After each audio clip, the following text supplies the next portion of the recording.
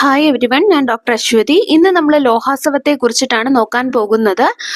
ലോഹാസവം ആയുർവേദത്തിലെ iron tonic എന്ന് വേണമെങ്കിൽ പറയാം. ക്ഷീണവും തളർച്ചയും എല്ലാം മാറ്റാൻ വേണ്ടിയിട്ടും സ്ത്രീ പുരുഷ ഭേദമില്ലാതെ തന്നെ ഉപയോഗിക്കാൻ പറ്റിയ ഒന്നാണ് ലോഹാസവം.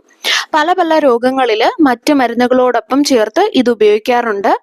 രക്തക്കുറവ്, ക്ഷീണം, തളർച്ച, ശരീരത്തിലുണ്ടാകുന്ന നീര്, ചർമ്മത്തിലെ മെലാനിന്റെ കുറവ് മൂലം ഉണ്ടാകുന്ന നിറം മാറ്റം, വാതരോഗങ്ങൾ, ആർത്തവ പ്രശ്നങ്ങൾ, അമിതമായ രക്തസ്രാവം തുടങ്ങിയ ബുദ്ധിമുട്ടുകൾക്ക് എല്ലാം ലോഹാസവം അനുയോജ്യമായിട്ടുള്ള മറ്റ് ഔഷധങ്ങളും കൂടെ ചേർത്ത് ഉപയോഗിക്കാറുണ്ട്.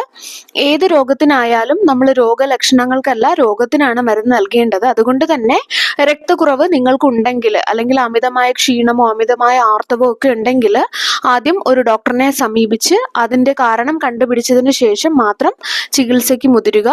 അപ്പോൾ ലോഹാസവത്തിൽ ഇരുമ്പിന്റെ പൊടി ശുദ്ധി ചെയ്തത്, ത്രികടു, ത്രിഫല, ജീരകം, വിഴാലരിക്കാമ്പ്, മുത്തങ്ങ, കൊടുവേലി, ശർക്കര, തേന്, താതിരിപ്പൂവ് എന്നിവയാണ് ഇതിലെ പ്രധാന ചേരുവകൾ.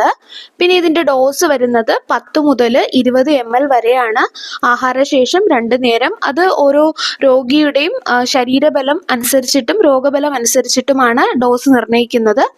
അതുപോലെ മറ്റ് ശാരീരിക ബുദ്ധിമുട്ടുകളോ, പ്രമേഹം, ലിവർ ഡിസീസ്, പ്രഗ്നൻസി, അൾസർ തുടങ്ങിയ അവസ്ഥകളോ ഒന്നുമില്ലെങ്കിൽ ലോഹാസവം അല്ലെങ്കിൽ ലോഹാസവും ദ്രാക്ഷാരിഷവും ഒക്കെ ഉപയോഗിക്കാവുന്നതാണ്.